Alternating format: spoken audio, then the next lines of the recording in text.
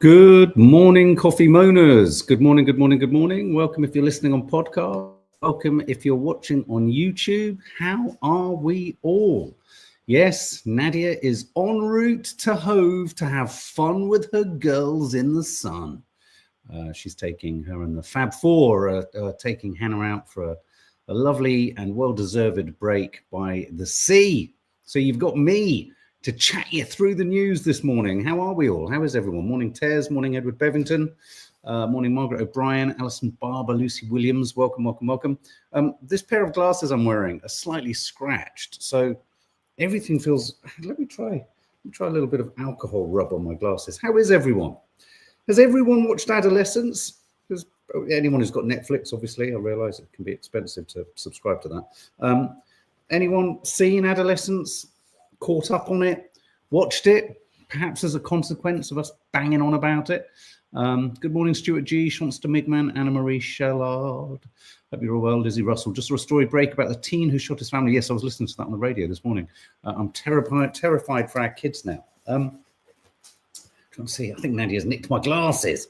Good morning. So what are we going to be nattering about this morning? We're going to be ceasefire. We got ourselves a ceasefire. Donald Trump is so excited. It's such a big ceasefire. It's a wonderful thing. It's a beautiful thing. No one does ceasefires like me. Is it a ceasefire? When is a ceasefire a ceasefire? When is a ceasefire not a ceasefire? When it's not a ceasefire. Can you have a ceasefire if only one side of the war conflict agrees to one? I'm curious. I think the idea of what a ceasefire is has been stretched. Do you remember those halcyon days when calling for a ceasefire was seen as hate? we live in strange times, don't we?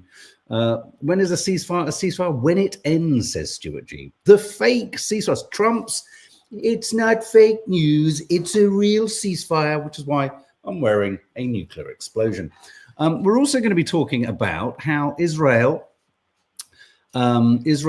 killed the most people in Gaza in, I think, the last 12 months. I think it was the highest loss of children life. I think 130 children died in a total of 400 casualties, which is the highest number of children killed in a single day in the occupation and genocide of Gaza and Gazans and West Bankians, Palestinians, in the last 12 months. I think, sadly, that record is broken when you reach back further 12 months, which is quite something, isn't it? To be, how odd. I wonder what it feels like to be, I don't know, involved in any, for want of a better expression. I mean, let's say for Netanyahu, it's a conflict, it's a war. I wonder what it's like knowing you are renowned and well known around the world for killing the most children. I wonder where that goes. You know, when you look at things like holistic medicines and homeopathy and things like that, you know, they look at the whole body. You know, things like bad behavior and evil intent. It seeps into your DNA. I just wonder how many Israelis who wouldn't in a month of Sundays want a child to die. I wonder how they feel about their government and their country almost holding the record for killing the most children in any conflict in recent history. It's quite something, isn't it? So we're also going to be talking about the spineless Labour Party and how we have a government that is entirely compromised by a foreign state. Oh my God, that's usually massive news if the foreign state is Iran, is Russia, or is China. That becomes something that's so sensationally newsworthy and concerning and worrying and demanding of action and inquiries. But the Labour government, our Labour government, is entirely compromised by a foreign state. And that foreign state is Israel, because we're going to discuss how David Lammy, our foreign secretary, who alongside other nations like Spain and countless humanitarian aid agencies and humanitarian lawyers and organizations and countries around the world, have declared that when you stop aid going into any area where a civilian population lives, you don't need a judge, you don't need a court to work it out. You are in breach of international humanitarian law. David Lammy called it out. It's been a long time coming. I mean, let's not beat around the bush. Getting David Lammy to the table, getting David Lammy to even admit or acknowledge or even, define what's going on in Gaza as in any way approaching a breach of humanitarian international law or a genocide it's been a long time. I mean, David Lammy has been a reluctant invitee to the genocide party. And once he gets there, what happens? On the very day that Israel then launches a blitzkrieg against Gaza, his boss, Keir Starmer, no less, himself a humanitarian lawyer who himself knows how to define a genocide and defined a genocide in the Balkans with far less evidence, he slaps David Lammy down and he says, no, that's not government policy. We don't believe that Israel is in breach of international humanitarian law. We believe there's a risk that Israel are in breach of humanitarian law. Well, Keir Starmer, there's a risk that you're a war criminal with every single word that comes out of your mouth. Keir Starmer, the humanitarian lawyer who has been entirely compromised by the state of Israel. What an absolute shit show. What an absolute horror story. What an absolutely disgusting and disgracefully spineless demonstration that our Labour government actively rode back on the first ever suggestion by our Foreign Secretary that Israel was committing or breaking international law. And on the day that most children in this conflict are killed in the last 12 months, and over 400 to 500 people have been killed in a relentless bombing, carpet bombing of an already destroyed area of the planet, that Keir Starmer rose him back. Why? Because presumably round the back, Trump has told him to, and Netanyahu's Israel and the Labour Friends of Israel and everyone who demanded that these documentaries get pulled off the BBC have all put pressure on our government to not say this. Don't say it. But everyone can see it. Everyone can see it. It was the first moment where I had a scintilla of, oh, Lammy, you've said what we've all been seeing. This isn't about needing it confirmed by the Labour government. We know what we're seeing. We know what we've got. Spain yesterday, international humanitarian law is definitively being broken because you've stopped humanitarian aid going in. Lammy steps towards this truth. Steps towards it. Not embraces it, but steps towards it. And Starmer's, the Prime Minister's office, has to step in and say, no, Israel's at risk on the day that over 130 children were killed. Unforgivable. And as I'll say it again, if this kind of influence was being enacted against our government, or it was infiltrating our government by Iran, by China, by Russia, everyone would be up in arms. And the story would be everywhere. Let's just pause for a second. If over 400 Israelis had died yesterday, what would the papers be saying? What would the papers be saying? And I don't want to buy into, well, this is what Starmer, you need to really worry about your qualifications as a humanitarian lawyer. Judgment Day is coming. It is an unforgivable rowing back of an already reluctant acknowledgement of gross, egregious war crimes. Obviously, I've leapt into the David Lammy. I find myself defending David Lammy. I mean, listen to this. Listen to this. So when you actually, where's the story? Hang on just one second. Downing Street. So when Downing Street slapped David Lammy down, listen to this. This is what, so the Prime Minister's office, when asked, when Keir Starmer Prime Minister's office was asked, should David Lammy apologize? What about Netanyahu apologizing?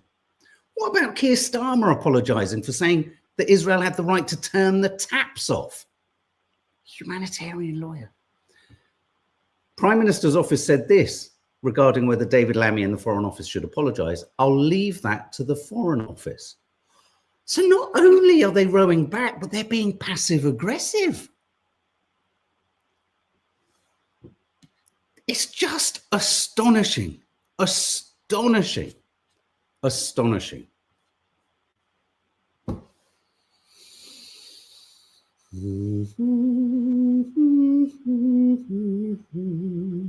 And meanwhile, even in Israel, let's check out this footage here. Thousands of Israelis protest Netanyahu sacking the head of his internal secret service, Shin Bet. Look at that. There's thousands in Tel Aviv protesting. Netanyahu is a dictator. Anyone who throws up this idea of democracy, what a farce. What a farce. You know things aren't good when Ben Gvir skips back into the Israeli government going, right, let's get on with the job, shall we? Let's get rid of every Gazan. Right now, Trump's administration are moving around West African countries with a checkbook saying, will you take them? Will you are we actually going to see civilians shepherded and put on buses? At what point do the Israeli government officials and the far right and Netanyahu and the supporters of the genocide in Gaza, at what point do they sense parallels with recent history? At what point does someone go, oh shit, deja vu? We are living in the most petrifying times. And it's because every government that we're part of, our government, our Labour government is part of this problem. Spinning lies, gaslighting us all. I don't care why we're not doing it, MeTube. I don't care. I know there are reasons, but I don't care. On a humanitarian, moral foundation, I don't care about any reasons for why we are doing this or saying this or rowing back on anything. It's egregious. It's amoral. It's immoral. It's unforgivable. Our children, our grandchildren's grandchildren will never forgive us as a generation for letting this happen. And as we're going to do a Trump's America, probably not tonight, but probably tomorrow, you know, as Trump just expels people, gets rid of, so-called Venezuelan, El Salvador, criminals, but none of them have gone through due process. It will start with the obvious candidates for expulsion, and it will start to creep towards people who share certain political opinions. The darkest day of this Labour government was the last 24 hours, the darkest, on the day that a genocide accelerated and over 130 children were killed after 2 to 3 weeks of definitively humanitarian law being broken, with humanitarian aid being stopped. For our Prime Minister to himself, as a humanitarian lawyer, adjust the wording to say they are at risk of breaking international law. I don't care. I don't care what his legal justification for that is. We are humans first. We are humans first.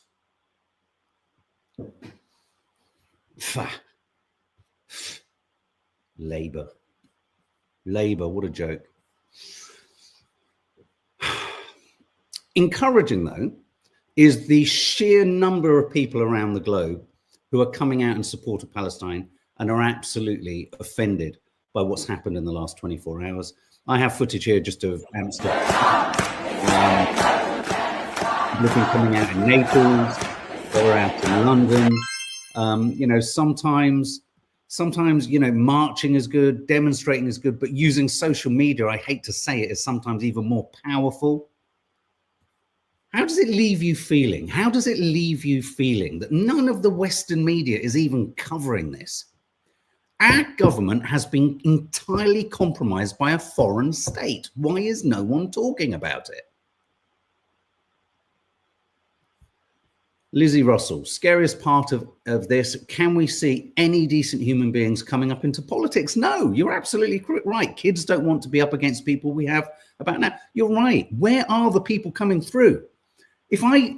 I've got to a point now where you turn on Question Time, you turn on anything, you listen to the radio, hear any politician start to be interviewed, you turn off because they spit. They don't even spin. They don't, which is why it was so unusual and refreshing that David Lammy, for a moment, spoke the truth. And don't get me wrong, I'm not garlanding him in praise, but for a moment he spoke the truth. And at the very moment he spoke the truth, down, boy, down. Horrifying. And I don't care what complexities they're facing, and I don't care what it doesn't matter. Do we say that the Holocaust happened due to complexities? Nah, sorry. Push past the complexity. Sorry, complexities go out the window. Dawny Harvey, absolutely right, Lizzie. There is no party worthy of running the country. Now, I don't know what the end result of this is if you have an ever more disenfranchised electorate who feels ever more that the system doesn't represent their thinking, their ideas, their desires or their needs. My only belief is eventually, somewhere down the line, and I'm not too sure where, everything starts to fall apart.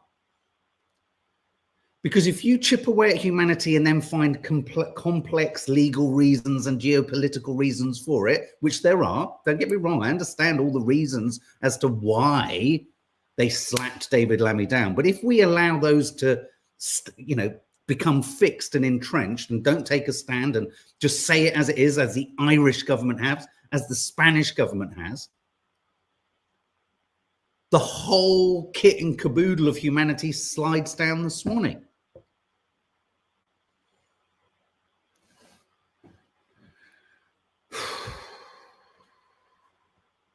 Carol Robertson, absolutely sick. Keir Starmer is awful. It feels like nobody wants to acknowledge what is actually happening. We do, Carol. I know, I agree. I totally agree.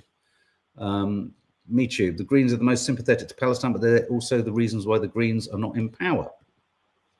Extremism will prevail, sadly. Yeah, but Laura Williams, you know what's really interesting about that?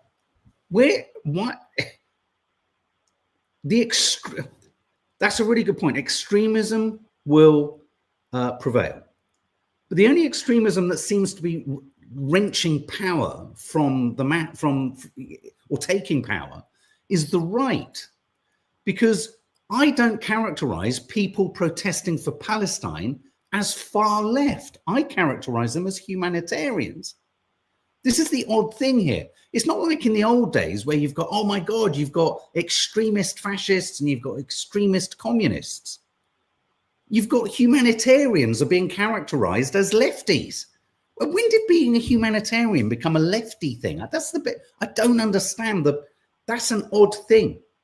Because what America's trying to say is if you protest for Palestine, which is to say, park Palestine to the side, let's protest for the Ukrainians. If you protest for someone that the state deems not valid, you are an extremist. I don't understand.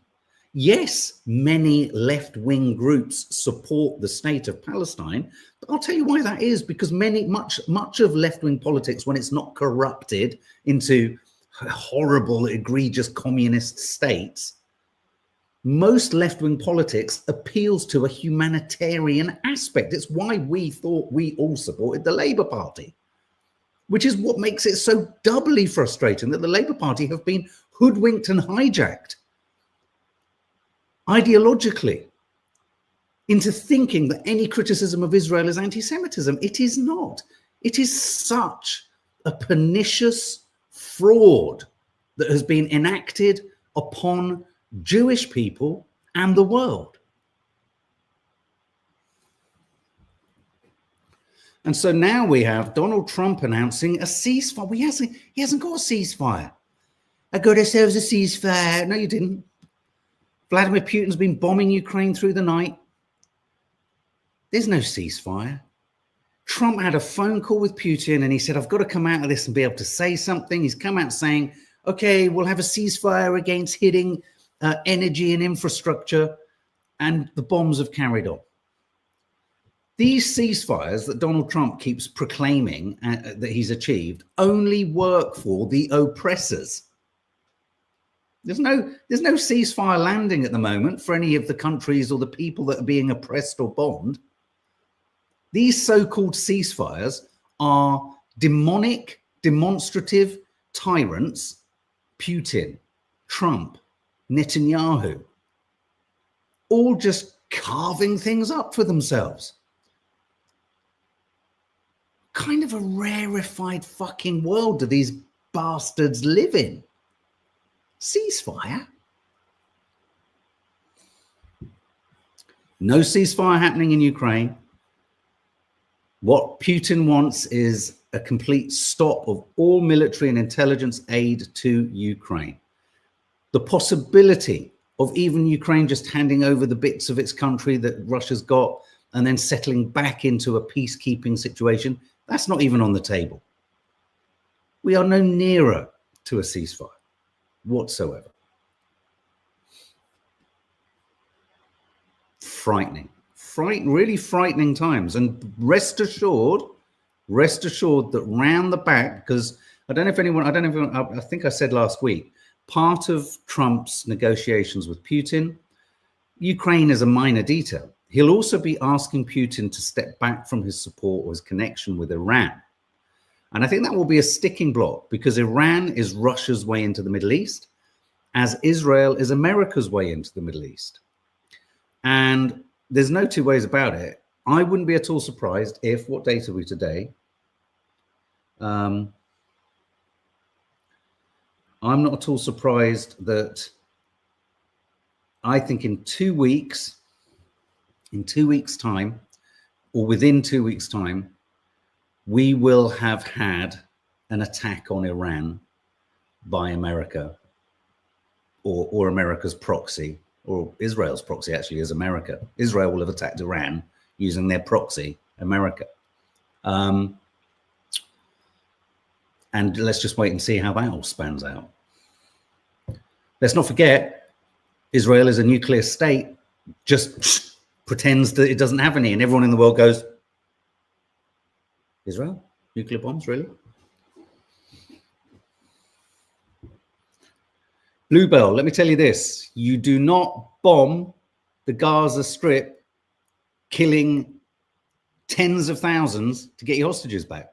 Every hostage family member is against the conflict, Bluebell. So I'm not too, I know you're only asking, but just go and check out the friends and families of the hostages. They don't want this. They don't want this. Doesn't work for the hostages. Doesn't work for anyone.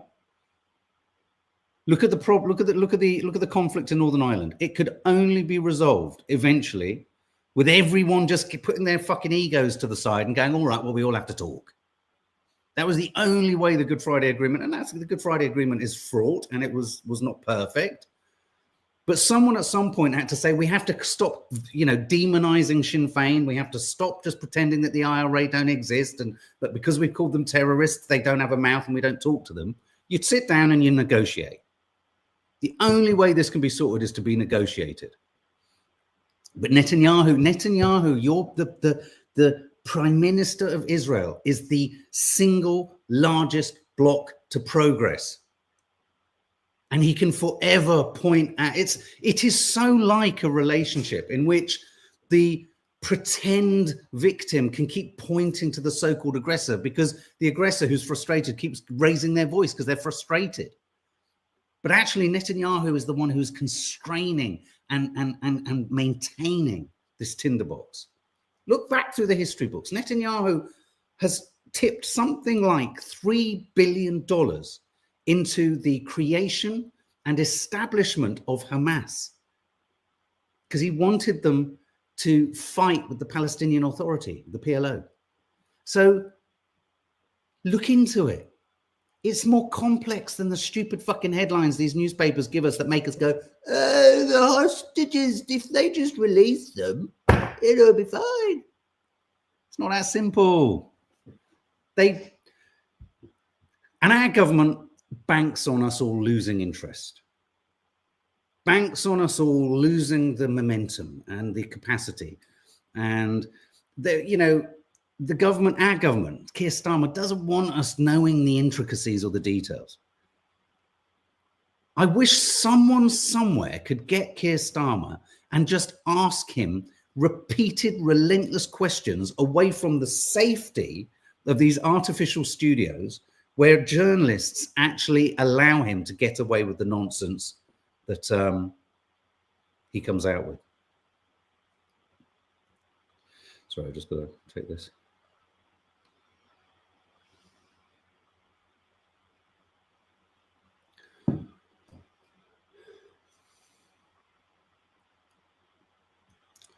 Too many people have lost interest, says Lizzie Russell. Anytime I bring it up, people dismiss me because it's all boring now. Well, they'll be bored when suddenly the entire structures of civilization start to fall down around them. Okay, well, let's move to Elon Musk, who will be championing this he'll be describing himself as a hero. Here are the astronauts coming from the International Space Station. Bless them. Their bones have probably gone to jelly. So here they are coming into land. This was yesterday. Obviously, Elon Musk played a crucial role in getting them down. Here they are being pulled out of their little capsule. This is the lady with the crazy hair. Maybe they've all got to like each other. Maybe they've even got to love each other. Maybe they love each other even more because they've been locked up together. No, that's the kind of thing you do, Donald. And look at this. Look, this footage here is of dolphins came to see them. Isn't this sweet? Their capsule smashed into the sea. Look at the dolphins. You know what that made me think? For those of you listening, we're now showing you footage of dolphins around the space capsule as the astronauts landed.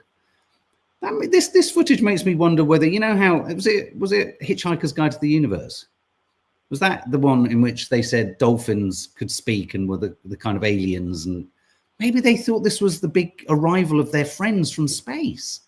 There's just something really, I thought maybe dolphins know something. Maybe the dolphins were like, Mum. I mean, if you look at the pod, it looks like a dolphin's nose. Maybe they thought it's just a giant dolphin. Would it be weird if alien life appeared in the sky as a giant dolphin, making an ear-splitting sound that made our brains explode? It is illegal to associate with dolphins in public, and dolphins aren't only friendly. They can be quite randy little things too. In other news, the New York Post is highly distracted with this story, which is basically Meghan Markle made some waffles, green waffles for St. Patrick's Day, but she's been accused of faking the activity on social media. And the reason I wanted to show this was, can you believe people are taking time to examine the way in which she made the waffles, the shape of the waffle maker, and then the imprint or the print of the actual waffles on the plate? They're saying wait for it, guys. They're saying she didn't do it. Well, do you know what? Guess what? I don't know how to break the news to all those people who want to say Meghan Markle didn't make us St. Patrick's Day waffles. Meghan Markle didn't make us St. Patrick's Day. Guess what? Jamie Oliver didn't make most of the dishes in his films. Or any of the pack shots of his films, most of the food in Nigelia's shows. There's something called home economists, and they make the food. And it's done for books, and it's done for cookery shows. What you get unusually with our cookery is you see it happen or you see it don't happen. But usually you've got about 2 or 3 home economists. We have them on Taste of My Life, out the back, making the food. Do you get me? So weird that people could be so distracted by that, because the end of civilization, like Lizzie Russell says, has got so boring. Not that you said it, but people are saying it. Weird, isn't it? Okay, well, on that note, we're going to skedaddle. We will see you. There is not a coffee moaning tomorrow. There will be a Trump's America tomorrow night. It was going to be tonight, but I'm thinking Nads is going to be on the razzle. So tomorrow night, Trump's America, lots to catch up on, and Friday, coffee moaning, quiz, etc. Keep your comments coming in. Go and check out our latest vlog, the sofas we're in.